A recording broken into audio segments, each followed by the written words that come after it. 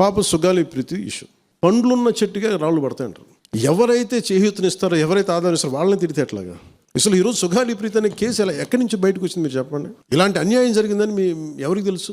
ఈ రోజున గత ప్రభుత్వం 2019, 2024లో ఒక ప్రభుత్వం మీద, అప్పుడు ముఖ్యమంత్రి మీద మాట్లాడటానికి అసలు ఎవరికైనా ధైర్యం ఉందా? ఒక ముఖ్యమంత్రిని ఒక మాజీ ముఖ్యమంత్రిని ఆ టైంలో అరెస్ట్ చేస్తే రావడానికి ఎవరు లేరు రోడ్ల మీద.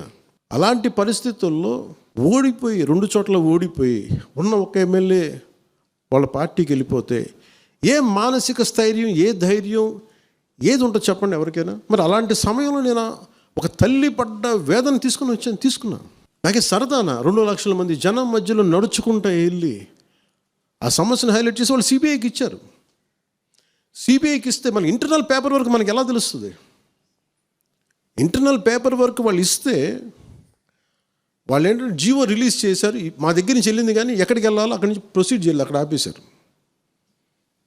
హోంశాఖ నుంచి వెళ్ళింది సెక్రటేరియట్లో ఎక్కడో నెక్స్ట్ ఫైల్ ఢిల్లీకి వెళ్ళాల్సిన అక్కడ ఆపేశారు. మేము హోంమంత్రికి సిబిఐకి పంపించేసాం అంటే లెటర్ చేశారు, లాక్ చేసి లాకర్లో పెట్టారు. ఇది జరిగింది.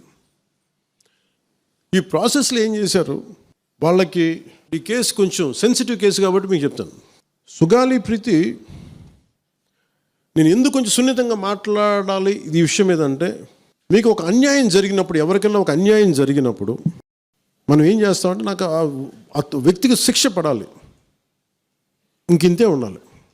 వాళ్ళు ఏం చెప్తున్నారంటే, ఎవరైతే ఈ వెనకున్నారో, మరి గవర్నమెంట్ ద్వారా వచ్చారు, గత ప్రభుత్వం ఎలా వచ్చారో, వాళ్ళు ఏం చేశారంటే, మనం పెట్టిన ఒత్తిడి ఆ రోజు 2 లక్షల మంది మనం జనంతో తీసుకెళ్ళి అది నేషన్ వైడ్ ఇష్యూ అయ్యేటప్పటికి వాళ్ళు చేసింది ఏంటంటే, మనం చేసిన పోరాటం వల్లే ఎస్సీ ఎస్టీ అట్రాసిటీ కేసు బాధితులకు చట్ట ప్రకారం ఇచ్చే ప్రయోజనాలు, పరిహారాలు వారి కుటుంబానికి దక్కాయి.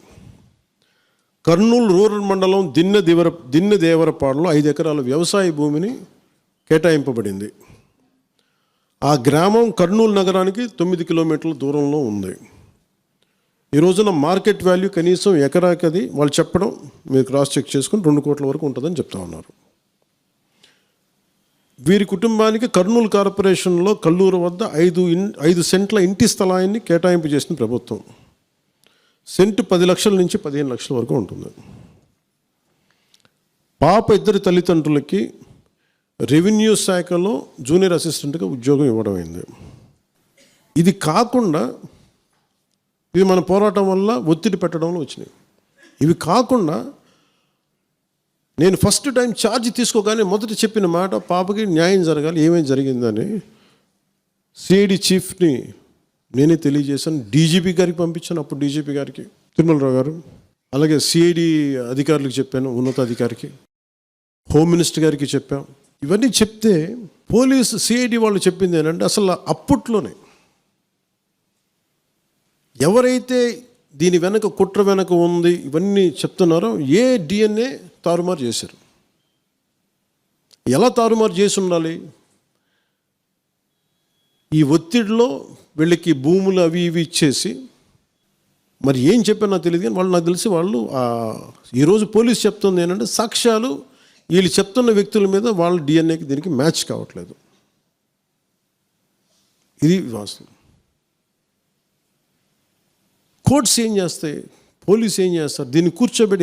ఎందుకు చెప్తున్నానంటే, ఇది వివేకానంద రెడ్డి గారిని చంపేశారని తెలుసు అందరికీ. ఎవరైతే చేస్తున్న నిందితులు ఉన్నారో వాళ్ళు ఒక్కొక్కరుగా చంపేస్తున్నారు వాళ్ళని. మరీ గత 5 సంవత్సరాల్లో ఇట్స్ ఎ క్లాసిక్ కేసెస్ ఇవి. ఈ ప్రక్షాళనకే పూనుకున్నాం మనం.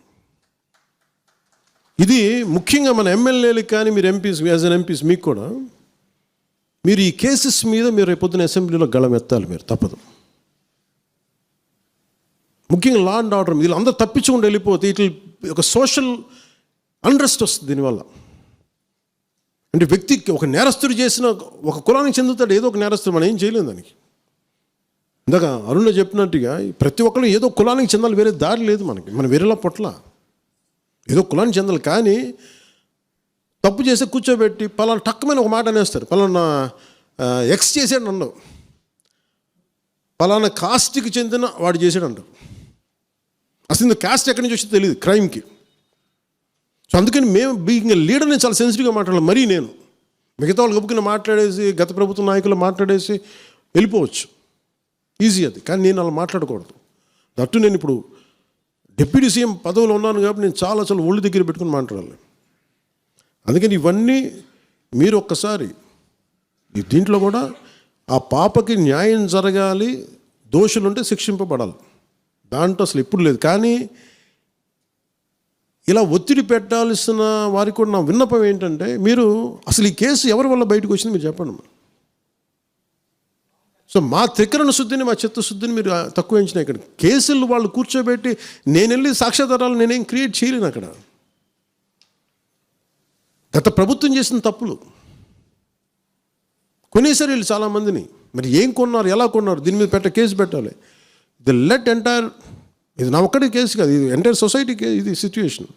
మీరందరూ కూర్చొని ఒకసారి మన ఎమ్మెల్యేస్ అందరూ కూడా, మన నాయకులందరూ కూర్చోబెట్టి you try to take it to home minister గారు, including law and order CM గారి దృష్టిలో చేతిలో ఉంటుంది. కాబట్టి మీరు ఇంతకుమించి దీని మీద మాట్లాడకూడదు. ఎందుకంటే నేను శిక్ష పడాలని కోరుకుంటాను. ఇంతకుమించి కాకపోతే ఏమైపోతుంది, నా మీద నన్ను లాగడం చాలా తేలిక అందరికీ. ఎందుకంటే నేను మెత్తని మనిషిని కదా, నా మీద రాళ్ళు వేసేయండి ఈజీ, నా చొక్కా పట్టుకోవడం ఈజీ.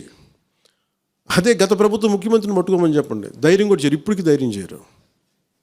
ఎందుకంటే వాళ్ళ మనుషులు ఇళ్లలోకి వచ్చి కొడతారు, క్రిమినల్స్ వచ్చి ఇళ్లలోకి వచ్చి కొడతారు, చంపేస్తారని భయం.